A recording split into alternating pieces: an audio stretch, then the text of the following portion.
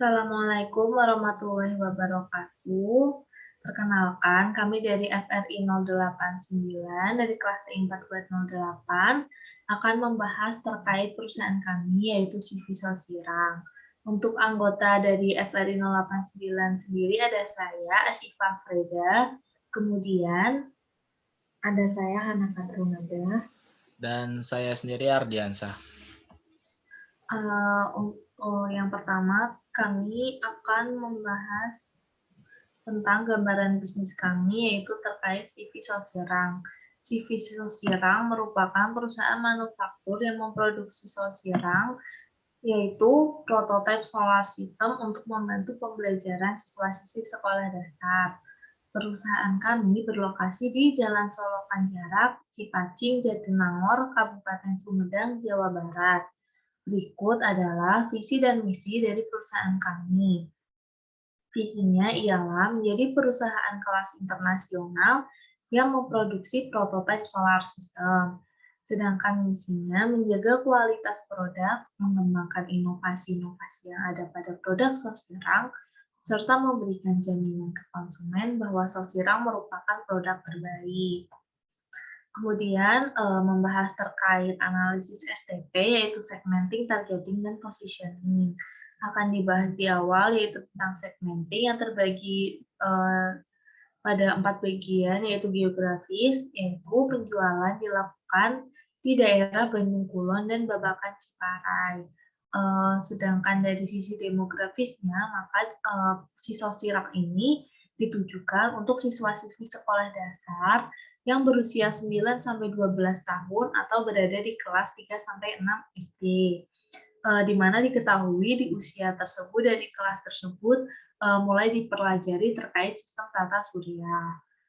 Untuk psikografisnya ada guru pengajar dan siswa-siswi dari sekolah dasar, sedangkan dari behaviornya itu ada siswa-siswi sekolah dasar memiliki ketertarikan terhadap pembelajaran menggunakan objek 3 dimensi. Hal ini tentunya akan mempermudah siswa-siswi sekolah dasar apabila menggunakan produk kami dalam membantu belajar terkait sistem tata surya. Kemudian dari sisi targeting ini, perusahaan Sosirang kami ini menggunakan spesialisasi pasar untuk mengarahkan kepada pendekatan terhadap konsumen secara individu. Hal tersebut dikarenakan target penjualan Sosirang berada di wilayah Bandung Kulon dan Babakan Ciparai itu adalah guru sekolah dasar, siswa sekolah dasar, guru privat untuk siswa sekolah dasar, serta orang tua yang memiliki anak sekolah dasar yang berada di kelas 3-6 dengan rentang usia 9 hingga 12 tahun. Untuk positioning-nya, perusahaan kami memiliki tagline cara cepat, paham tata surya. Tagline ini menggambarkan tujuan dari diproduksinya produk, yaitu untuk membantu siswa-siswi sekolah dasar di kelas 3-6 SD itu untuk memahami lebih lanjut terkait sistem kerja tata surya secara sederhana. Selanjutnya pembahasan terkait marketing mix ini ada 4P atau pertama produk, best price, dan promotion. Dari produk diketahui bahwa Sosirang merupakan alat bantu ajar yang berfungsi untuk membantu mengenalkan dan memahami sistem tata surya secara cepat dan lengkap. Dari segi place, maka perusahaan kami ini memiliki gudang penyimpanan bahan baku dan juga produk berada di Jalan Soekarno-Hatta, Bandung Kulon, dan harga jual produk kami ini ditawarkan dengan harga Rp120.000. Dalam melakukan penjualan, maka kami melakukan promosi dengan cara membagikan flyer ke sekolah dasar, serta tak lupa juga kami memanfaatkan media online untuk saat ini, yaitu ada website, Facebook, Instagram, Tokopedia, dan juga Shopee. Untuk marketing strategi dan plans akan dibahas di awal, yaitu ada market breakdown analysis. Untuk dari potensial marketnya, maka Sosirang ditujukan untuk sektor pendidikan yang membutuhkan prototipe solar system dalam melakukan pembelajaran terkait sistem tata surya. Kemudian available market-nya itu Sosirang diproduksi untuk membantu siswa sekolah dasar dalam mengenal dan memahami sistem tata surya secara cepat dan lengkap. Dari target market, orang tua yang memiliki anak sekolah dasar yang sedang berada di kelas 3 sampai 6 dengan usia 9 hingga 12 tahun. Dari level of competition-nya itu ada oligopoli. Mengapa? Karena hanya terdapat satu fungsi dan tidak jauh berbeda dari produk existing yang dijual saat ini. Berikut adalah cost marketing estimation analysis. Diketahui bahwa dalam melakukan marketing menggunakan website dan juga memanfaatkan iklan di Facebook dan Instagram, kami harus mengeluarkan dana sebesar Rp1.600.000. Kemudian terkait production planning, diketahui bahwa demand awal dari perusahaan kami ini cukup besar, yaitu 6.890. Nah, kami melakukan seperti forecasting untuk peningkatan penjualan itu targetnya 1% sehingga didapatkan hasil dari kemungkinan penjualan di tahun-tahun yang telah tertera di tabel. Dengan allowance 1% dan dengan permisalan increasing dari si volume produk ini meningkat juga selama 1%, maka kami melakukan peningkatan produksi yang datanya ini tertera di tabel. Berdasarkan tabel-tabel yang telah ditera di layar, maka diketahui bahwa perusahaan kami mampu memenuhi si sales target dan juga demand yang dibutuhkan dan diminta. Kemudian pembahasan terkait human resource atau sumber daya, setelah dilakukan forecasting supply resource needs after recruitment, maka perusahaan kami memiliki 29 jumlah total sumber daya manusia. Penambahan sumber daya manusia ini dikarenakan perusahaan kami kekurangan sumber daya sehingga kinerja perusahaan kurang optimal.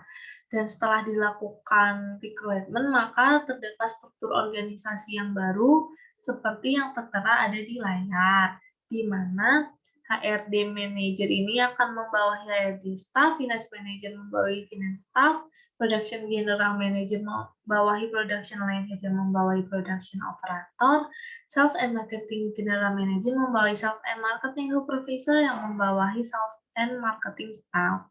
Dari semuanya itu dipimpin oleh CEO. Berikut adalah financial projection dari perusahaan kami, di mana tertera bahwa untuk direct cost-nya telah tertera di tabel dan juga untuk overhead cost-nya tertera di tabel, maka dari tabel of calculation product selling cost diperkirakan terjadi peningkatan keuntungan atau persen profit dari perusahaan kita ini bisa dibilang cukup signifikan dan juga bisa dibilang konstan peningkatannya, di mana tiap tahun terjadi peningkatan sebesar 5%. Adanya peningkatan profit ini menandakan bahwa perusahaan kita ini tidak mengalami loss profit. Lanjut ke visibility analysis, tertera di layar bahwa diketahui untuk IRR-nya sendiri didapatkan 54,5%, yang berarti perusahaan kita layak untuk dijalankan. Selanjutnya akan ada pembahasan terkait distance from supplier to company yang akan dilanjutkan oleh rekan saya. Baik, selanjutnya yaitu ada slide distance from supplier to company. Bisa next. Pada slide ini, perhitungan dilakukan dengan menggunakan aplikasi dan untuk membuat digitalization map. Nah, hasil yang didapatkan yaitu yang pertama dari supplier ke pabrik Sosirang A. Didapatkan yang pertama yaitu toko besi Pasundan Jati Baja ke pabrik Sosirang A itu sejauh 4,8 km, toko besi dan bahan bangunan Ratna sejauh 33,7 km, dan PT Aleta Aluminium Indonesia sejauh 19 km. Next.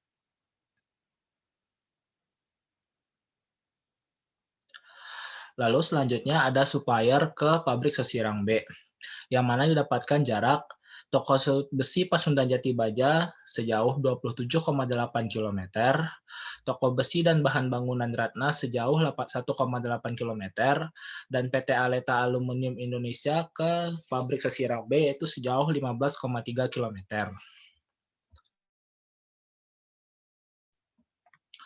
Lalu yang terakhir yaitu ada supplier ke pabrik sesirang C, yaitu didapatkan jarak toko besi Pasundan Jati Baja 15,1 km, toko besi dan bahan bangunan Ratna sejauh 20,8 km, dan PT Aleta Aluminium Indonesia sejauh 8,7 km. Berdasarkan perhitungan jarak antara alternatif supplier dengan alternatif lokasi, maka didapatkan hasil sebagai berikut. Yang pertama, pada lokasi sesirang A, jarak supplier terdekat adalah toko besi Pasundan Jati Baja. Sedangkan pada lokasi sesirang B, jarak supplier terdekat adalah toko besi dan bahan bangunan Ratna. Dan yang terakhir yaitu pada lokasi sesirang C, jarak supplier terdekat adalah PT Aleta Aluminium Indonesia.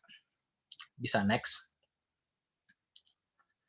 Selanjutnya kita masuk ke slide factor rating. Nah, pada faktor rating sendiri terdapat beberapa faktor yang kami gunakan. Di sini kami menggunakan 8 faktor. Yang pertama yaitu UMK.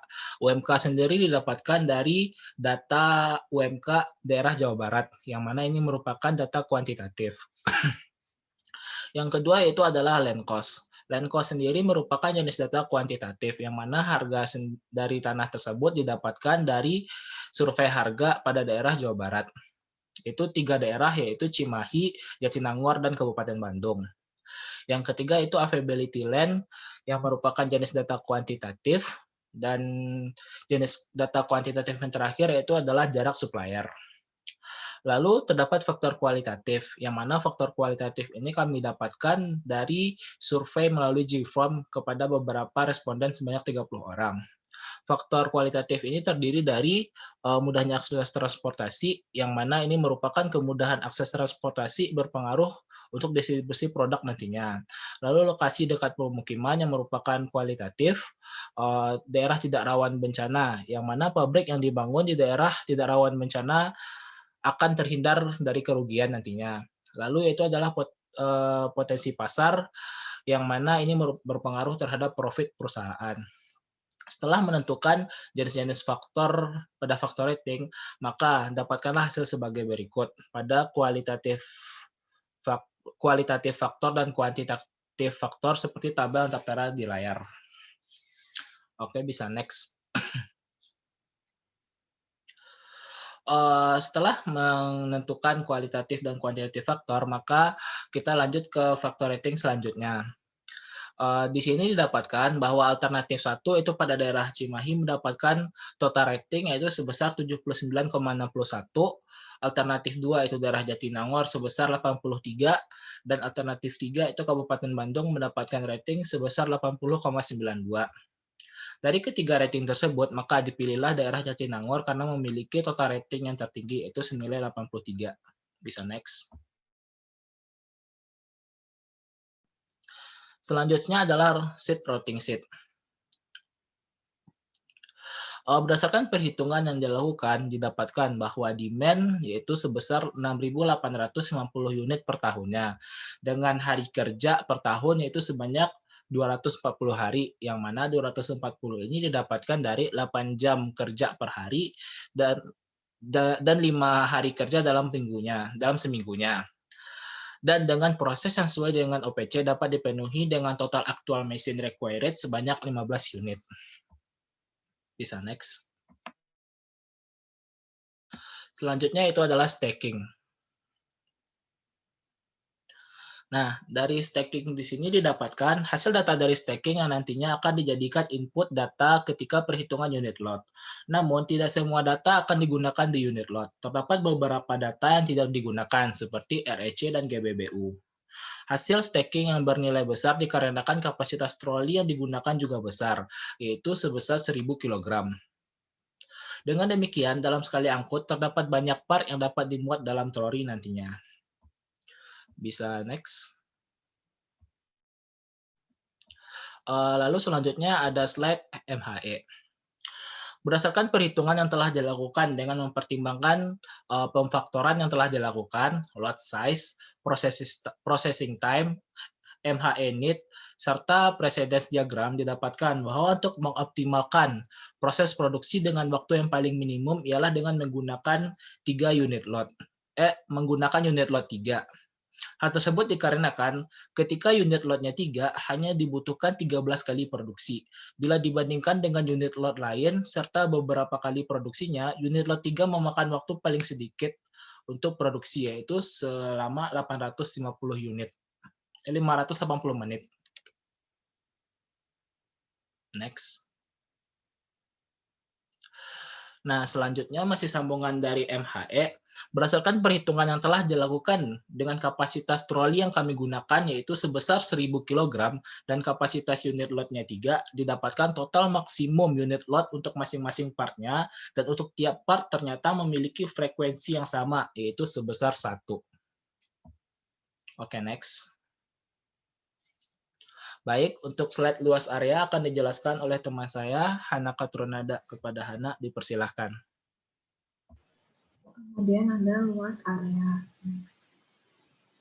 Nah, sebelum kita menghitung luas area totalnya, kita menghitung panjang lebar tinggi masing-masing mesin yang ada di tabel facility name, kemudian dihitung amount of mesinnya. Kemudian kita menghitung juga area yang udah kita dapatkan yaitu receiving ada 2 meter persegi, GBBU loss-nya ada 1 meter persegi, GPPP ada 3 meter persegi, warehouse ada 5 meter persegi, dan ship ada 2 meter persegi.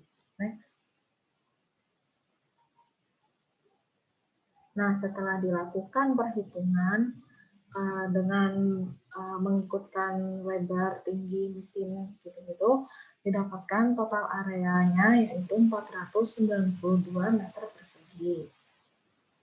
Next. Kemudian ada from to chart. Nah, sebelum kita menghitung from to chart-nya, kita menentukan dulu analisis of material handling cost.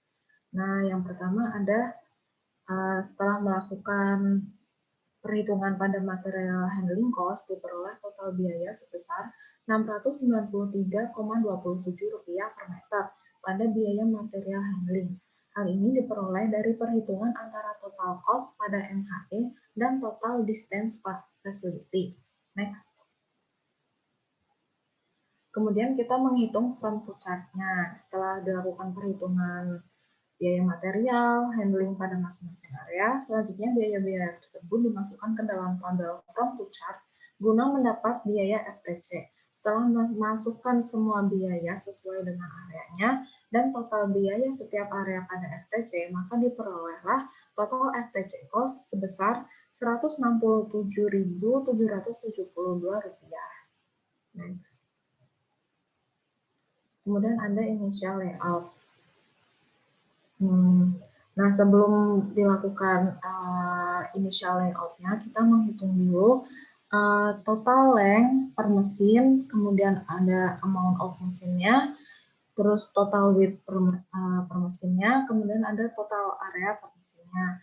Terus kita kan sudah mendapatkan production floor-nya tuh seluas 492 meter persegi. Nah, kemudian pada tabel di sebelahnya ada initial dan facility name, ada location fix. Nah, yang semisal A, ada facility name mesin milling, kemudian location fix-nya tuh 0. Nah, berarti di sini tuh mesin-mesin tersebut bisa dipindahkan. Kemudian ada contoh receiving, facility name-nya area receiving, kemudian ada location fix-nya yes, berarti receiving tersebut tidak bisa dipindahkan kemana-mana lagi. Next. Nah, kemudian kita mendapatkan initial layout after ARC itu didapatkan dari perhitungan length mesin gitu-gitu. Next. Kemudian ada final layout. Next.